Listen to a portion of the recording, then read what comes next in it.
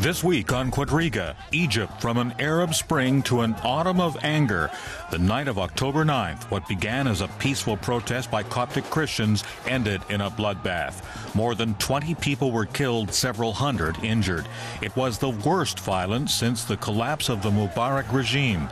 The clashes have dealt a severe blow to Egypt's reform process. The military is bracing for further protests and has introduced tougher security measures.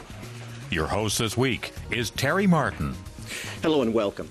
What has become of the revolution in Egypt? Could sectarian disputes undermine the country's democratic development? And will the military end up asserting control permanently? Those are some of the key questions we're talking about this week on Quadriga. Joining Terry Martin in the studio, Yassine Mushabash is an editor with Germany's Spiegel Online. A former contributor to Die Tageszeitung, he's written extensively about Islamic organizations and the Arab world. Michael A. Lange is head of the Policy Dialogue and Analysis Unit in the International Department of Germany's Konrad Adenauer Stiftung. He's spent considerable time in North Africa and the Middle East and formerly led the Foundation's program in Egypt. Ahmed Badawi is a fellow at Germany's ZMO Research Center. He's worked as a journalist in Egypt, has participated in numerous development projects there, and is now focusing his research on Egyptian Islamists. Yassine, fill us in on the background to the protest in Egypt last Sunday. What led to the protest? Well, it started when a dispute over a church that was allegedly built without an official approval was dragged into Cairo, into central Cairo, and a demonstration was started outside the state television building, which then turned violent. Now the question is, how did it start exactly, and who started it? That's a very different question from asking, why did people demonstrate? It reflects a certain tension in Egyptian society between the Copts, the Coptic Christian community, which makes up about 10% of Egypt's population, and the Muslim community, or at least this is the way it's being portrayed. Ahmed, when you look at these tensions, how deep do they go between those two communities? They go quite deep. The new thing that is happening now is that they're all bubbling up to the surface. The collapse of the old regime meant that the kind of traditional protection that the Copts have received from the old regime is no longer there. And the army, not the army, but the Supreme Council of the Armed Forces, which should make this distinction between the Supreme Council of the Armed Forces and the army. They are trying to keep a distance from all the different forces in society, so they're not providing the kind of protection that was provided before by the old regime for the Copts. So it runs deep, and it must be borne in mind that the Copts, they're not Gastarbeiter, or they're not just a minority. They're the oldest group that they call themselves Egyptians, so they feel that their country is being taken away from them, and they are emerging as losers in this revolution, and this is something that is very problematic for them, I think. I think it's the Greek meaning for Egyptian Coptic. Exactly. Yeah, it goes very deep into Egyptian society. One of the oldest churches that's been around, it's an ethno-religious group. It's often described back in the 6th, 7th century. It was the main religion in Roman Egypt at that time, and it has a very, very long tradition. When you lived there, Michael, did you sense the tension between those communities? No, not comparably to what is now ongoing. I think the Copts were sure of being looked after by the regime at that time. The regime had a great interest not to let sectarian violence, grow into burnings of churches and things like that. So they felt safe to a certain extent. But, of course, the exchange was that they were not politically active. So that was the deal. We protect you, but you are not causing political trouble. And that's, of course, now a disadvantage, while the Islamic forces, based on political Islam, form parties and engage in the political process. And the Copts, they have never experienced, a challenge like this to organize politically and to stand up for their political ideas and to defend their minority status. So it's for them a new field, and of course they are insecure how to act in this new Egypt, so to say. Two things seem to be coming together here in post-revolution Egypt. On the one hand, the Copts feel that they may now begin to perhaps become a bit more visible and assert their rights. They're trying to get more approval for building churches. That was always a disputed claim. Apparently, it was much easier to build a mosque than it was to build a church or even to remodel a church. And apparently, the current dispute, the protest that we saw last Sunday in Cairo that turned so violent, was also based on trying to just put a dome on top of a church that had been used as a church for quite some time, apparently without a permit, but it had been tolerated. On the other hand, you have the Muslim community that also is feeling perhaps that it can come out now and express itself more openly, and this seems to be a tension. What I'm interested in is how great is the potential of this particular conflict to undermine Egypt's democratic development? Yes. I don't think the revolution is going to die with this conflict. Okay. This is what we are witnessing now is problematic, and it's in the ugly phase of the transition period that Egypt is in. But this is not going to become a major obstacle to the political process. And of course, all deals are off the table now. There's no protection for the Christians anymore in the way it used to be there.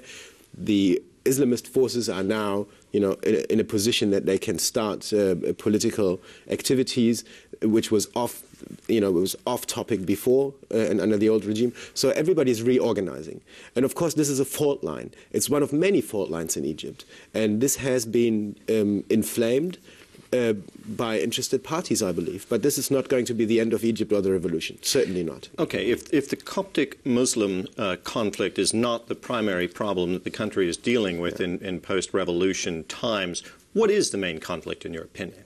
Well, in my opinion, the revolution is now at a critical stage, and power needs to be taken away from the Supreme Council of the Armed Forces and handed over to civilian parties at the soonest moment possible.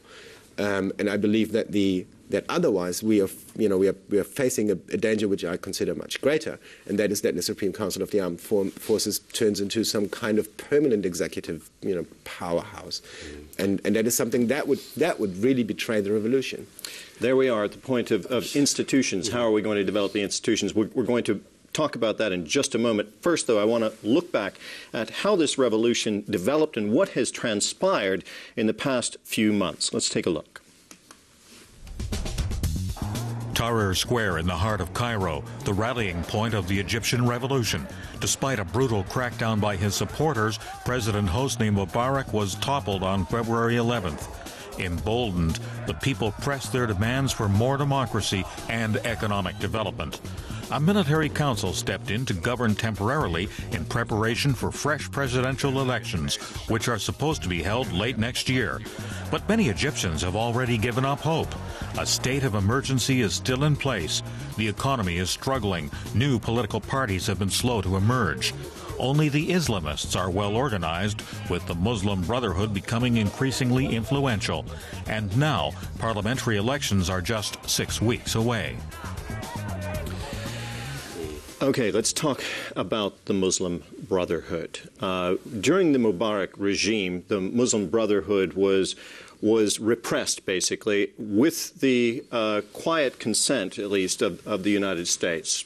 Mubarak used pretty heavy-handed tactics to keep the Muslim Brotherhood under wraps. During the revolution, the Muslim Brotherhood came out and said that they didn't have any political aspirations, and it looked like they were going to be a force for moderation. Ahmed, you have looked at this party very carefully. Tell us about it. Where is it right now, and where is it headed?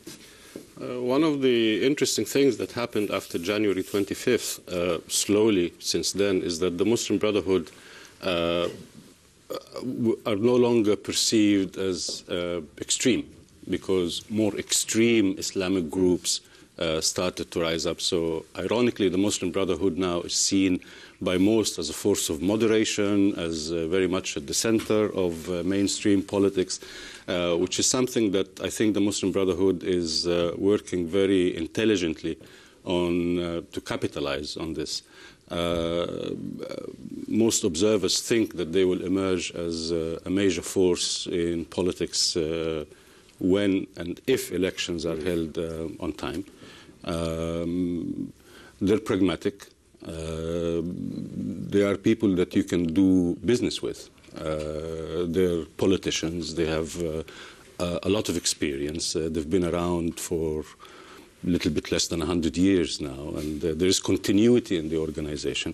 So they have a lot of depth. It's gone through gone through a transition, as I understand it. It was considered much more radical in the past than it is now. Yes, they've gone through many transitions over their history, and it's a very organic organization. It evolves all the time. It's full of divisions. It's not a homogeneous organization. The young people of the Muslim Brotherhood are playing a very important and crucial role now in helping stabilize some kind of an equilibrium between the different political forces in society. So they're playing a very interesting role. Of course, it remains to be seen what will be the division of labor between the Muslim Brotherhood in case they emerge as a majority bloc in parliament on the one hand, the army on the other hand, and whoever is going to emerge as a president on the third hand. It's this triangle that is going to determine to a great deal how Egypt is going to look like in the future, especially when it comes to its foreign relations. There seems to have been quite a collaboration in some sense between the Council of the Army and the Muslim Brotherhood. If you remember the vote for the change of the constitution, the two camps were together against the Democrats, because the Democrats, they were against the changes introduced by the Council for the referendum at the time. And if you look into the future, I think both need each other. The Muslim Brotherhood being a new force, possibly even a majority force in the parliament, if they want to rule, they need security. They need a force, an army supporting the new government, especially if it's Islamic leaning, because it's something new for Egypt. And the army, of course, needs protection by the new government, by the Muslim Brotherhood, not being a victim of maybe juridical cases, you know, because we all know that they have all been appointed in the Mubarak era. They are personally chosen by the ex-president, so they have something to lose. There's also something else. So there can be a deal. I agree, but there's also something else they have in common. They are both hierarchical, and they are both know bodies that like internal debate. Yes. Whereas most of the other parties and movements that we have in Egypt right now, they're debating 24/7 all the time, trying to make up their minds what they want, what should the constitution be like, you know, all this and all that. I agree that the Muslim Brotherhood is very, very pragmatic. I know that they also have internal debate, but like you say, when they deliver, they can deliver. Yes. You can do business with them, and the army likes that because they need a partner who's like that. But we have to be careful to characterize the relationship between the Muslim Brotherhood and the army. Is it a strategic relationship, a strategic partnership, or is it just a tactical, is it a marriage of convenience, or is it a marriage based on love? It's interesting. I've been reading some articles just coming out of the news in response to the protests and the deaths in Cairo last Sunday. The Muslim Brotherhood is seems to be pressuring the military council to get a government reform moving quickly. And because it seems as if the Muslim Brotherhood, with its Freedom and Justice Party that it has formed to participate in the political process, recognizes that its prospects of perhaps forming a government, or at least being the strongest force in parliament, are very, very good. What I'm wondering about is other parties, not necessarily the more democratic parties, but what about Muslim extremism in the country? Are there other Islamist parties that are perhaps more radical than the Muslim Brotherhood that could pose a threat to the process? Of course, those splinter groups are growing. in numbers. I think we started out with one official Muslim Brotherhood Islamic party, the one you mentioned before. Now we have, I believe, 6 already splinter groups who tend to be more radical. And the longer the process lasts, probably the more support those more radical forces will get, especially when the tension is as it is right now, because then the conflict becomes more radical. I mean, also the religious conflict becomes more radical, and that plays into the hands of the more radical splinter groups. And here we are also getting back to the violence in Cairo last Sunday, where 24 people were killed, hundreds were injured. And it's very hard to sort out exactly what happened. The military says it did not ram its cars into the crowd and shoot people with live ammunition. The Copts say that they weren't the radical ones, that apparently the thugs came in and fomented violence within the crowd. It's very hard to sort it out. I'm wondering if there are radical elements that might profit from unrest of that kind. Well, my experience is, I mean, I spent 2 weeks or almost 2 weeks in Egypt in January when this all was still very much happening. And I came back a few months later, and then I was there last month. And every time when something happens, when there's actual trouble in the streets, and you ask people, who started it? They always say Baltajiyya, the thugs. And at the beginning, because I didn't even know the word before, it seemed to be a very Egyptian term. And I was like, but who are these people, But I know now that they exist. And they are people who are being paid by parts of the former regime. And their job is to instigate clashes. And this happens. Now, I have no proof that this happened last Sunday, but I do not rule it out. Who would gain? You say the former regime. You're talking about the regime of Hosni Mubarak, the deposed president. What role are they playing? Well, I mean, Mubarak is not coming back for power. That's clearly. For sure. Yeah. But then he has vested interests. Yes, but there are tens of thousands of people who have interests in a partly return of the old regime, or in the keeping alive of certain structures of the old regime. There's people who don't want to be put to trial. There's people who have business interests to lose. There's corruption networks that they don't want to be laid out in the open. So I do believe that these people exist and that they do pull strings as much as they can. And of course, chaos helps them, because this will make people ask for a partial return of the old regime, of the old structures. Because, if you ask Egyptians, what do you want? Do you want freedom and democracy, or do you want stability and security?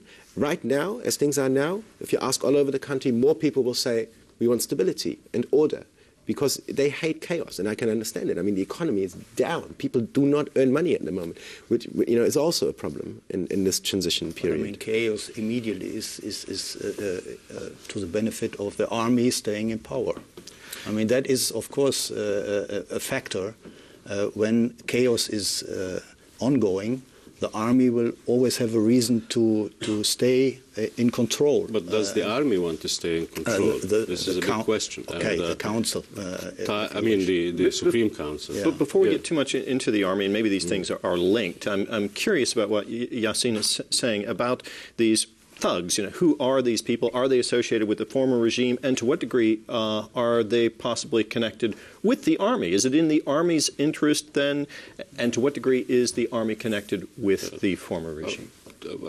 Time and chaos are not on the side of neither the army nor the Muslim Brotherhood. Yes. Time and chaos are on the side of the smaller political parties, the informal coalitions which started the revolution in the first place, and the thugs. Now, the thugs, I agree with what you said. A lot of them maybe are connected to remnants of the old regime, but also there is another factor that we must keep in mind, that the opening up of the political system have given a chance to all sorts of energies to pour into the street. And a lot of these thugs are just self-driven. There is one thing we need to keep in mind. There has been a depoliticization of political life in Egypt over the last 60 years. There is a problem in the political culture. People do not yet know how to solve their conflicts through dialogue. The easiest thing for them to do is to hire some strong hands to go out and deal with their problems in the, I don't know, the old in the way that they have been taught by the regime. Well, in the way that they have evolved in the context of a regime that has been emptying political life from any form of meaning. A lot of these thugs are just self-driven, young, angry men, mostly, who are unemployed, who come from the fringes of the city, from these ashwaiyat, they call them, this random, haphazard neighborhoods. There are no urban planning, there are no services, they're angry, and they are the ones, by the way, who first populated Tahrir in the first 2 or 3 days of the Tahrir. So we have to keep in mind that not everything now is motivated by a political logic of this or that group, but a lot of things are just evolving in this revolutionary moment. And I also don't think that we should think of post-revolutionary Egypt, not yet. The revolution has just started. Started. I think that's a very, very, very important point. Not everything is organized. Of course, we always look behind, you know, what the forces are. Not everything is organized. Something happens just out of the blue, you know, and that is important to note. So the country is now developing the civic institutions that it's hoping will lead to a democratic and prosperous future. We're looking at trying to form, or Egypt is looking at trying to form an assembly that is supposed to draw up a constitution and possibly hold presidential elections at some point next year. Michael Lange, how do you see the prospects for that process proceeding to plan? Okay, we have to note that we are already delayed. When you look at the schedule, parliamentary elections, National Assembly elections, possibly until the end of the year. Then in spring you have Shura elections. Then you have the Assembly. And many people favor to have presidential elections after the referendum on the new constitution. So you can expect the presidential elections 2013, possibly. Now you're looking forward into 24 months of I wouldn't say chaos, but I mean danger. And we don't know how peaceful the elections will unfold. So I think I'm sure that we need the army to assist in organizing all this and keeping keeping it under control, bringing security into the process. Now, what will happen after the assembly has pronounced an opinion on the new constitution and what will be the minority rights in that constitution, it will be an important question, and it will impact on the relationship between the Copts and the Muslims, and we will see what kind of parliament we will have. Most probably, I agree, we will have a majority of forces leaning to political Islam. Maybe not a majority by one party, but the Islamic forces altogether will probably have a majority. And I'm quite sure that the expectation that the new forces will gain a hold in the parliament will be disappointed. I expect them not to have such a good showing as many people expect them to. But given how long this process is still going to be, I think two things are absolutely vital. The army must stop to curtail freedoms, because this is what people went to the streets for. And if they keep doing that, military tribunal trials, that sort of thing, limiting free speech, then people will get so disappointed that in 2 years' time, nobody will even believe that there was a revolution of sorts. So this must be kept alive, the spirit. And the second thing that is vital is the economy, because if people for the next 2 years will not see an improvement in their economic lives, then they'll be so disenchanted with anything that happened before that it's going to be terrible. It's going to be a terrible backlash. I think that this is also something where the international community must help if they can. And there's my last question. What can the international community do to assist this process, especially given this key strategic role that Egypt plays in the region? We've seen tensions flare up with Israel. Relations there are severely strained at this point, and it's a linchpin to security in the region. Well, I think it's very important that everybody, international community, and also people in Egypt, that we should try to be realistic about our expectations. Egypt is not going to be Norway or Germany in 6 months or even 6 years. So we have to just realize that the country is going through a very difficult and going to be a very long transition. The international community can help in two things, especially Europe. I'm afraid we're going to have to leave it there. We have a lot more to talk about. I hope we have the opportunity again soon. Ahmed Badawi, Yassin Mashabash, and Michael Lange, thank you very much for being with us, and I want to thank you all for tuning in. Do check us out on the internet at dwworld.de, and join us again next week on Quadriga.